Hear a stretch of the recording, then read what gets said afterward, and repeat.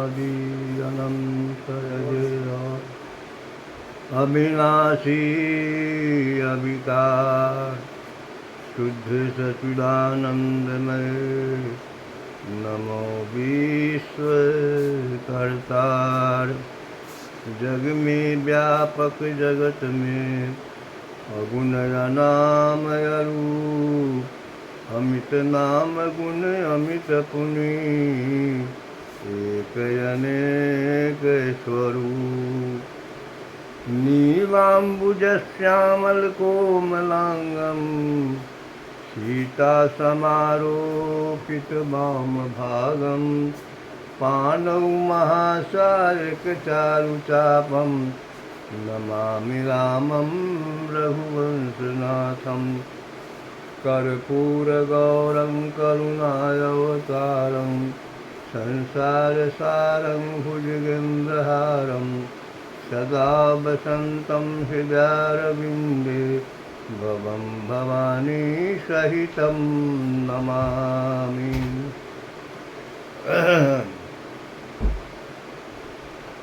श्री राम जय राम जय जय राम श्री राम जय राम जय जय राम श्री राम जय राम जय जय राम श्री राम जय राम जय जय राम। बोले भक्त और भगवान की जय।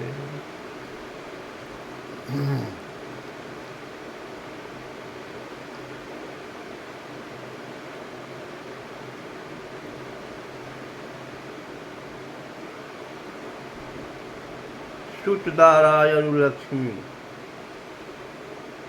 पापिन्हु के होए संत समागम हरि कथा तुलसी दुर्लभ दुए। स्त्री पुत्र और धन तो पापियों को भी हो जाया करता है, जैसा गोसाई जी का कहना है। सुतदारायण लक्ष्मी पापिन्हु के होए संत समागम हरि कथा तुलसी दुर्लभ दोए। सज्जनों की संगति संतों की संगति सज्जनों की संगति और हरि के कथा ये दुर्लभ वस्तु है। संत समागम हरि कथा तुलसी दुर्लभ दोए। तुलसी बाबा का ये भर्सन है, उनका कहना है।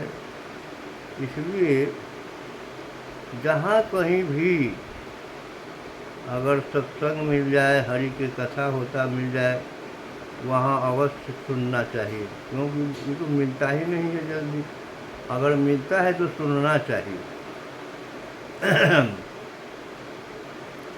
श्री राम जय राम जय जय राम श्री राम जय राम जय जय राम।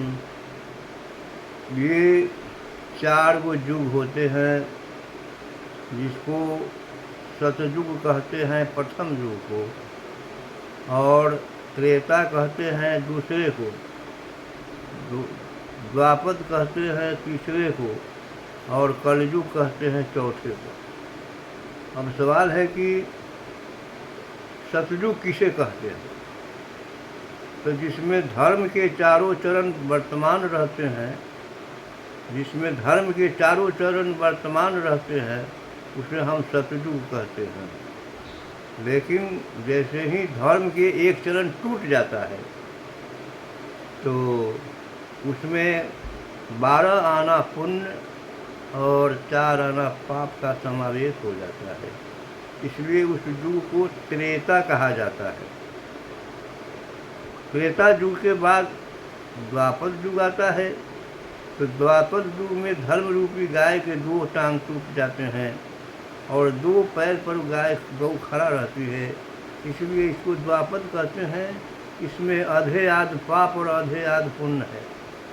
लेकिन कलयुग में कलयुग केवल कल युग केवल कलयुग युग जो है इसमें 3 चरण धर्म के खत्म हो जाते हैं और एक ही चरण पर ये पृथ्वी टिकी हुई है। धर्म के 4 आना है, 12 आना धर्म गायब है। इसलिए कलयुग जो है यह अंतिम युग है और इसके बाद पृथ्वी का सृष्टि का नाश होता है। जब सृष्टि का नाश हो जाता है तो फिर भगवान इसको ब्रह्मा जी वगैरह सब देवता मिल करके सृष्टि का निर्माण करते हैं। इसी प्रकार से ये बहुत दिनों से चला आता है। जब सृष्टि हुआ है, इधर लास्ट में जो सृष्टि हुआ है उसके 3 युग खत्म हो गए हैं, सतयुग, त्रेता, द्वापर और ये कलयुग है, चौथा युग है।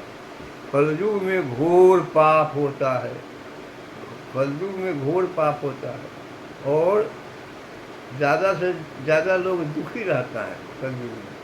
कलयुग में लोग दुखी रहते हैं, सुखी नहीं रहते हैं। इसलिए कि 12 आना अधर्मी लोग हैं और 4 आना धर्मी लोग हैं, तो उसमें तो दुख होगा ही। तो चलिए अब हम ये द्वापर युग की बात कह रहे हैं आपसे। द्वापर युग में झुंड के झुंड पापी, अनाचारी, बेईमान, चोट्टा लोग होते हैं। वही द्वापर की बात है कि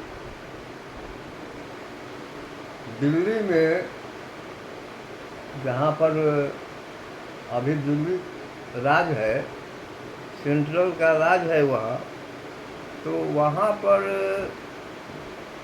राज था द्वापर में ये कौरव का शासन था वहाँ पर। कौरव का शासन था, जिसका राजा था दुर्योधन। और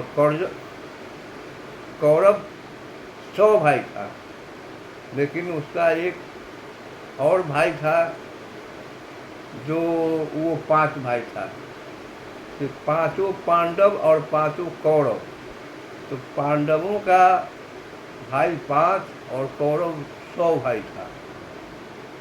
पांडव बहुत ही धार्मिक आदमी थे, 5 भाई सज्जन थे, संत थे, लेकिन कौरव बहुत बड़ा बेईमान, चोट्टा और 100 भाई था, वो बहुत अनर्थ करता।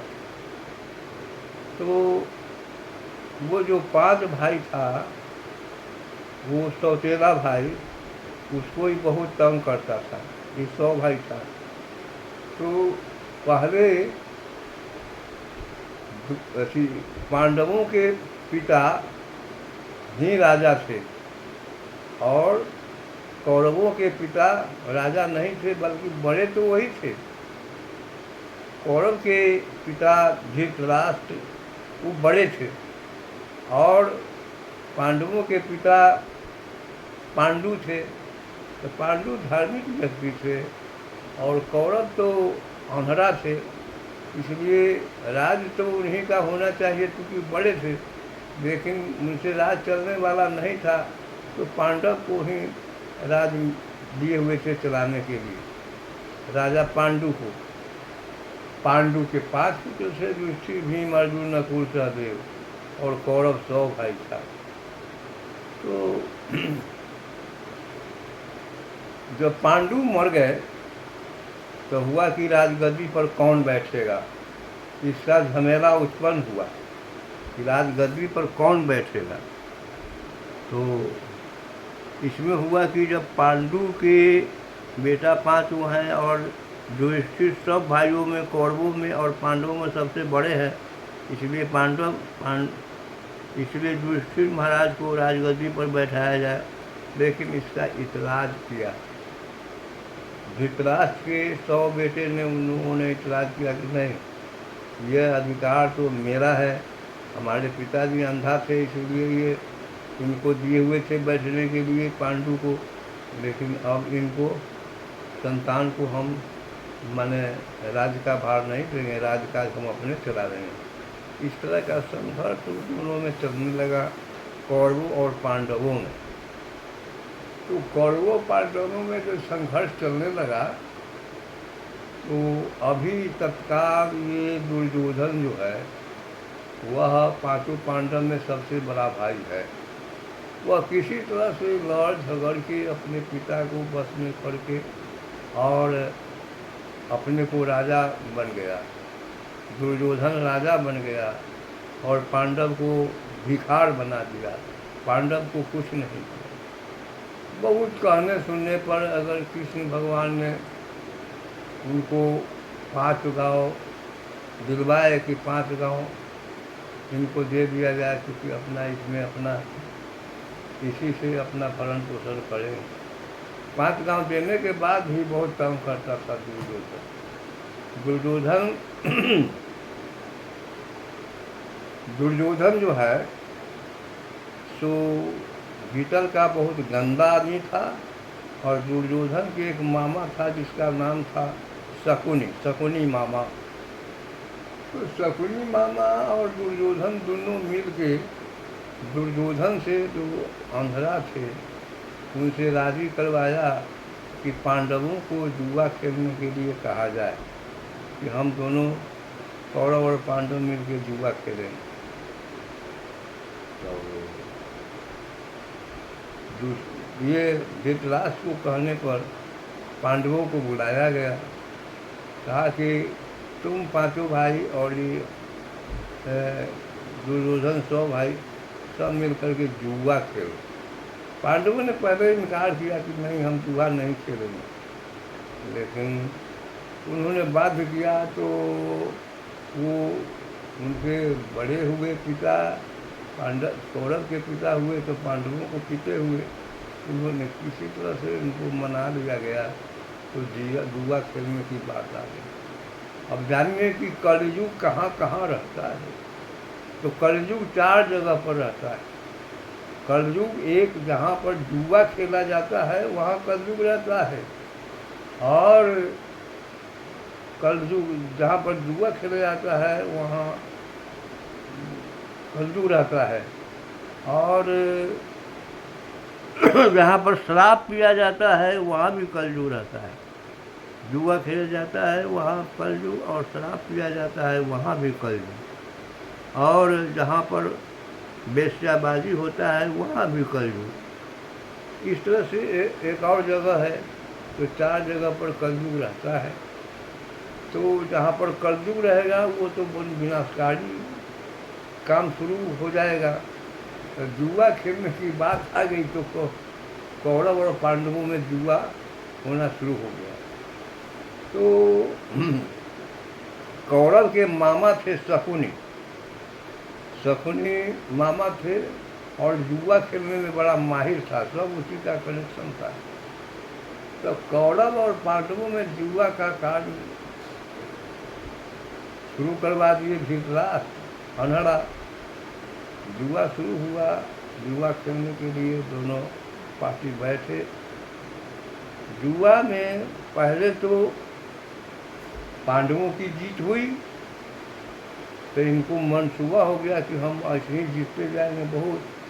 लेकिन कुछ दूर के बाद हुआ कि शकुनी ने अपना पूरा पासा बेईमानी शैतानी, वो जुआ खेलने में बड़ा बेईमान था, और जहाँ जाता था तहाँ जीत जाता था वो जुआ में। तो इस जुआ में पांडवों को लगा हराने, पहले जिता दिया और बाद में लगा हराने। हराने के बाद पांडवों को जो 5 गाँव दिया हुआ था वो भी जीत गए। तो हुआ कि भाई तो तुम्हारा राज चला गया 5 गाँव का, तो तू अपना शरीर रखो जुआ पर। तो पांडवों ने अपना शरीर रख दिया 5 भाई। तो वो पासा जीत गया वो शकुनी। अब तो अभी हो गए गुलाम, अभी गुलाम हो गए कौरवों के, हैं हाँ कौरवों के गुलाम हो गए। तो ये अब जो है से इनको ले लेके अपना बैठा लिया कि हमारा तो दास हो गया है ना, नौकर के समान हो गया। और उसके बाद कहा कि तो एक काम करो, तुम्हारे पास एक और संपत्ति है, उसको पासा पर रख दो, कहीं उसी से तुम्हारा सब हासिल हो जाएगा। फिर हारा हुआ थी। तो कहा कि हमारे पास क्या है, तो तुम्हारे पास द्रौपदी नाम की पत्नी है, वो संपत्ति है, उसको जुआ करो। तो अंत में बाध्य किया तो द्रौपदी को पासा में रख दिया, जुआ में भी बुलाए तो शकुनी ऐसा न पासा मारा कि उसमें पांडव हार गए और द्रौपदी जीत में आ गया। द्रौपदी को लेके मैंने कौरव अपने भवन में रख लिया। अब द्रौपदी हो गया कौरवों के अधीन में। तो एक दिन की बात है कि देखा कि अब तो हम इसको अधीन में कर लिए हैं और इसको बदला लेना है। हमको एक बदला लेना है कि युधिष्ठिर अपना एक भवन बनाया था नया रहने के लिए, पांचों पांडव। तो उसमें निमंत्रण कौरवों को भी दिया था, सबों भाई को। ये गया तो ये दुर्योधन जो था वो मैंने बहुत बेइज्जती हो गया उसका। वो खचराहट वाला वो जो है सब बनाया हुआ था, मैंने दरवाजे पर पांडवों ने फील्ड बनाया था, वो खचराहट का था वो कि जहाँ पर आपको सूखा मिलेगा धरती तहाँ वहाँ पानी रहेगा, जहाँ पानी रहेगा वहाँ सूखा रहेगा, जहाँ ऊंचा रहेगा नीचा बुझाएगा, जहाँ नीचा है वह ऊंचा बुझाएगा। इस तरह के रास्ता था दरवाजे पर पांडवों ने बनाया था। तो कौरव जा रहा है और अपने साथियों के साथ, तो कौरव में दुर्योधन सबसे बड़ा भाई था। उसका जो है से कुछ ऊंचा जो बुझाया ना से उस पर चढ़ा, तो वो तो ऊंचा था, तो वहाँ मैंने गहरा रहता था, उसमें पानी रहता था, वो पानी में गिर गया, सब उसका कपड़ा लौटा उठा गया। सो झरोखे पर द्रौपदी थी। द्रौपदी ने बोल दिया कि आखिर अंधेरा का बेटा तो अंधेरे में होता है। ये दुर्योधन सुन गया, कहा कि अच्छा हम अंधेरा के बेटा अंधेरा है तो हम कभी तुमको अकील सिखाएंगे। तो वहाँ पर गया था भोज में, अपना सब भोज खाया, फिर भोज खा के लौट गया। जो खचराहट का जो जगह बनाया पांडवों ने वहाँ आगे, वही काल का जड़ हो गया। और दुर्योधन को जो बेइज्जती हुआ उसका बदला लेने के लिए टिका रहा था बहुत दिन से, इसीलिए उसने जुआ खिलवाया और जुआ में सारा धन उसका लूट लिया, जीत गया। और यहाँ तक कि पांचों पांडव जो पांचों भाई थे उनको भी जीत गया शरीर सहित, और द्रौपदी को भी पासा में रख के उलट पुलट समझा के उसको भी जीत गया। अब तो ये बिल्कुल गुलाम हो गया पांडव। तो पांडव गुलाम हो गया तो कहा कि तो ठीक है। द्रौपदी राजभवन में दासी का काम करने लगी थी, है ना। और बड़ा सभा है, सभा लगा हुआ है, उसमें दुर्योधन अपने भाई दुशासन से कहता है कि जाओ द्रौपदी के बुला के लिया। तो द्रौपदी को बुलाने गया तो वो इनकार किया, कहा कि हम नहीं जाएंगे सभा में। तो जाके कहा दुर्योधन को, ये उसका भाई दुशासन, वो नहीं आ रही है, कहती है कि अभी हम नहीं जाएंगे। तो जाओ तो किसी तरह से घसीट के ले आओ। तो फिर गया तो कहा कि हम रजस्वला अवस्था में हैं, हम नहीं जाएंगे। फिर जाके कहा कि वो कहते हैं कि हम रजस्वला अवस्था में हम नहीं जाएंगे। कहा कि जाओ उसको किसी तरह से चूड़ा पकड़ के घसीटते हुए गया। वो आज्ञा पा करके दुशासन गया, द्रौपदी के केस पकड़ के हाथ पकड़ के घसीटते हुए सभा में ले आया। कहा कि ले जाओ उसको बीच सभा में रखो। बीच सभा में ले गया तो कहा कि भैया अब क्या किया जाए। तो कहा कि जाओ द्रौपदी के वस्त्र उतार दो, साड़ी ब्लाउज सब उतार के नंग धुरंग करके पूरे सभा को दिखाओ। बड़ा अनर्थकारी समस्या उत्पन्न हो गया। अब द्रौपदी अपने दादा गुरु भीष्म पितामह, कुल गुरु द्रोणाचार्य जो सब कौरव पांडव सबके शिक्षक थे। तो भीष्म पितामह दादा और गुरु इन लोगों की तरफ ताकती है बेचारी द्रौपदी। कई लोग अब मूड़ी लटकाए हुए हैं नीचे, क्योंकि दुर्योधन का अन्न खाने के बाद वो भीष्म पितामह ऐसे महान व्यक्ति ही मैंने अपने को सत्यानाश में मिला ली। तो भीष्म पितामह और गुरु द्रोणाचार्य ये लोग कुछ नहीं बोले, सब मूड़ी लटकाए वैसे देख रहे हैं। तो पहले तो पांचों पांडव पर देखे तो पांचों पांडव भी सिर लटकाए हुए थे, लेकिन अब कोई उपाय द्रौपदी के पास नहीं रह गया। द्रौपदी बहुत अधीर हो गई। तो उस समय द्रौपदी भगवान के ऊपर ध्यान लगाती और भगवान को बुलाती।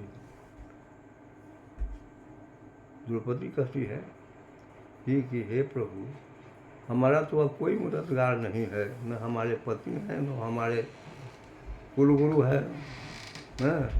अब हम क्या करें, कोई उपाय नहीं है। तो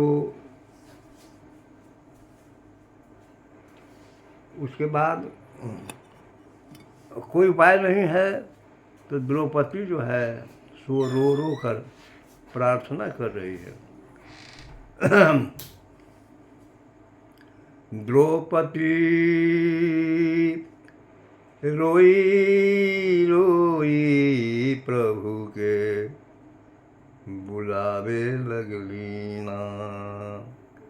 द्रौपदी रोई रोई के प्रभु के बुलावे लगली ना। हे प्रभु, हे हमारे कृष्ण, आप हमारी रक्षा कीजिए और हमको सहारा करने वाला अब कोई नहीं।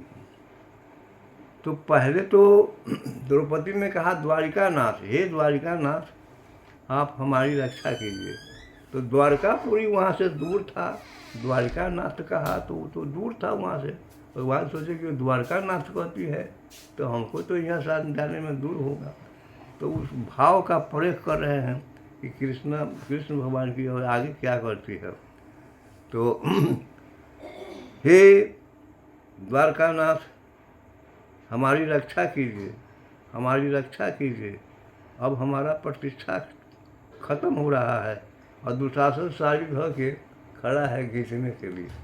आई छीना छोड़ी कर रहे हैं द्रौपदी जी। तो द्रौपदी जी देखे कि अब तो हमारा ये शक्ति भी काम नहीं कर रहा है, तब अधीर होकर के द्रौपदी जी क्या करती है, कहमा बिलमल गिरिवर धारी हे, सूझी लहु न हमारी। अर्जुन भीम नकुली सहदेव, सबही बैठल मनमा मारी हे। सब मन मार के बैठे हुए हैं प्रभु, अब हम क्या करें, लहू न खबरिया हमारी है, लहू न खबरिया हमार। द्रौपदी रोई रोई प्रभु के, द्रौपदी रोई रोई प्रभु के बुलावे लगली ना। ढर ढर नैनमा से नीरवा बहावे लगली ना। द्रौपदी रोई रोई प्रभु के बुलावे लगली ना। कहमा बिलमल गिरिवर धारी हे, सुधे लहु न हमार। अर्जुन भीम नकुल सहदेव हे, अर्जुन भीम नकुल सहदेव हे सबहि बैठल मनवा मारी हे सुधीन हमार। हे नारायण लाज बचाव मोर। हे नारायण। जब कोई अपना साथ नहीं दिया, पांचों पांडव भी साथ नहीं दे रहे हैं, कुल गुरु थे भीष्म पितामह, वो भी बेचारे मुंह लटकाए हुए हैं। द्रोणाचार्य गुरु थे सबके पढ़ाने वाले कौरव पांडवों को, वो भी बेचारा मुंह लटकाए हुआ है, कोई द्रौपदी को मदद नहीं कर रहा है। तो द्रौपदी कहती है कि कहमा बिलम गिरिवरधारी सुधी लहु नामारी। अर्जुन भीम नकुल सहदेव सबहि बैठल मनमा मारी हे सुधीन हमार। अब तो रो रो के भगवान को पुकार रही है। अब कोई मदद नहीं किया है, तो हे गिरधारी हे गोपाल, आप हमारी रक्षा कीजिए, आप हमारी रक्षा कीजिए। त्राही माम कर रही हो। द्रौपदी रोई रोई हरि के बुलावे लगली ना। द्रौपदी रोई रोई प्रभु के बुलावे लगली ना। प्रभु के बुलावे लगली ना हो, बुलावे लगली ना। द्रौपदी रोई रोई प्रभु के बुलावे लगली ना। जब तक संसार के लोगों को आशा करता है लोग, तब तक भगवान साथ नहीं देते हैं। क्योंकि संसार के लोगों को, अपने गुरु को, अपने पति को, अपने ससुर को आशा देख रही है, तब तक भगवान साथ नहीं दे रहे हैं। जब उसका सबसे नज़र हट करके, सबसे आशा टूट करके जब भगवान कृष्ण पर जाता है, तब वही भगवान कृष्ण कहते हैं कि अब चलना चाहिए, क्योंकि भक्त का इज्जत प्रतिष्ठा नष्ट होने वाला है। अब बताइए कि कितने लोग सभा में भरे थे, और उस भरे सभा में एक अबला का शरीर से साड़ी खोल दिया जाए, ब्लाउज खोल दिया जाए, साया खोल दिया जाए और बिल्कुल नंगा करके दिखाएगा, तो कितना बड़ा अच्छा काम है और कितना बुरा काम। इसलिए घोर नरक में जाने वाला काम ये दुर्योधन कर रहा है। इसका फल एक दिन इसको भोगना पड़ेगा। इसका सारा वंश नष्ट हो जाएगा। रहा न कुल में रो बनहारा, इसके कुल में कोई रोने वाला नहीं रह जाएगा। इस तरह का समस्या भविष्य में इसको आने वाला है। इसका बुद्धि भ्रष्ट हो गया है कि अपने कुल खानदान के स्त्री को हम बड़े सभा में नंगी करके देखना चाहते हैं और दिखाना चाहते हैं। महाघोर पापी दुर्योधन। तो भगवान देखे कि इस अबला का इज्जत बचाना है, समय नहीं है, और वो साड़ी खींच रहा है। तो भगवान कृष्ण ने क्या किया कि वहाँ पर साड़ी का अवतार धारण किया है। जब साड़ी का अवतार धारण किया तो उधर दुशासन साड़ी खींच रहा है। साड़ी खींचते खींचते बहुत बड़ा ढेर हो गया, लेकिन वो 5 गज साड़ी घट नहीं रहा है। तब पूछता है दुर्योधन कि अरे दुशासन, मैंने तुम नंगा क्यों नहीं कर सका अभी तक? तो दुशासन क्या कहता है कि क्या कहे भैया, सारी बीचे नारी है कि नारी बीचे साड़ी है, साड़ी ही की नारी है कि नारी ही की साड़ी है। क्या कहे समझ में नहीं आ रहा है कि साड़ी के बीच में यह नारी है कि नारी के बीच में ही साड़ी है। साड़ी ही की नाड़ी है बना हुआ कि ये नाड़ी की ही क्या साड़ी है, कुछ समझ में नहीं आ रहा है, हम क्या करें। तो कहा कि चलो जल्दी करो कोशिश कि इसको नंगा किया जाए। द्रौपदी बार बार प्रभु के बोलावे लगली ना, द्रौपदी बार बार प्रभु के बोलावे लगली ना। हे नारायण हे नारायण लीना खबरिया, हे नारायण हे नारायण लीना खबरिया।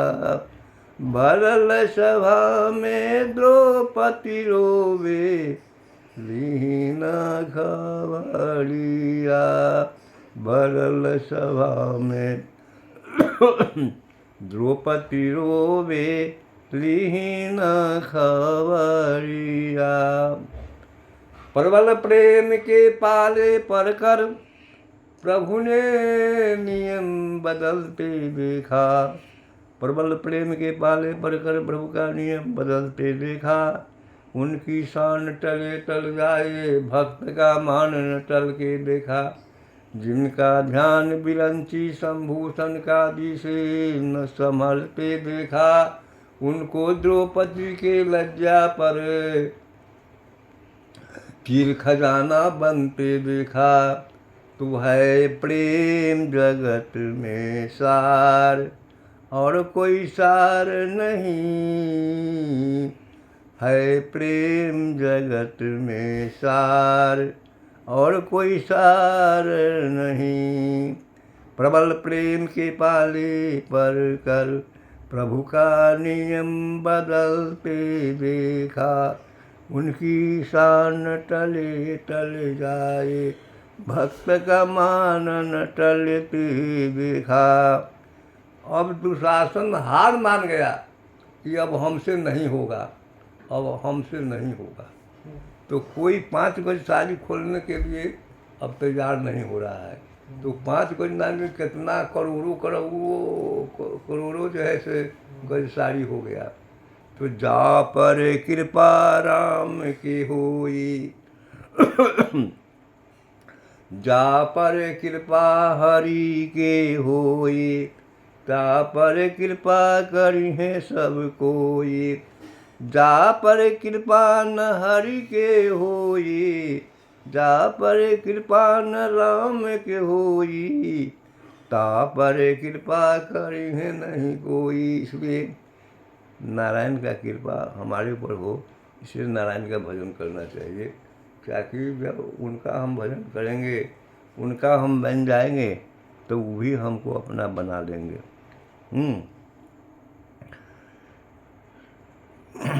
अब उसके बाद सब हट गया वहाँ से, किसी का पार नहीं पाया। अब जो है से ये बात अंधरा को मालूम हुआ, धृतराष्ट्र को, इस तरह का समस्या हुआ। तो कहा कि वो उसमें कुछ ईश्वरीय शक्ति है द्रौपदी को कहा कि तब कहा अंधरा कि ठीक है, मान सम्मान के साथ द्रौपदी को मेरे पास बुला ला।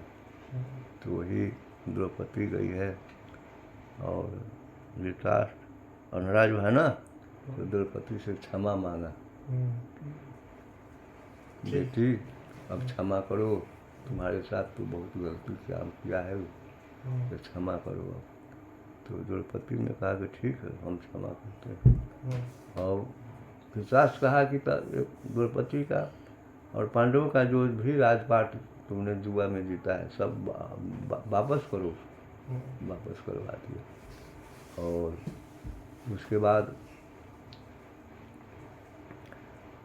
वहाँ का समस्या का समाधान हो गया कि जा पर कृपा, मैंने जो भगवान पर आशा लगाता है तो भगवान उस चीज़ को पूरा करते हैं। इसलिए भगवान का भजन इसीलिए किया जाता है कि भगवान का अगर कृपा नहीं होता तो द्रौपदी को नंगा कर देता और बड़े सभा में इज्जत उसका लुटा जाता। लेकिन भगवान बहुत दयालु हैं भगवान को भजन जो करता है भगवान उस पर प्रसन्न होते हैं, इसलिए भगवान का भजन करना चाहिए।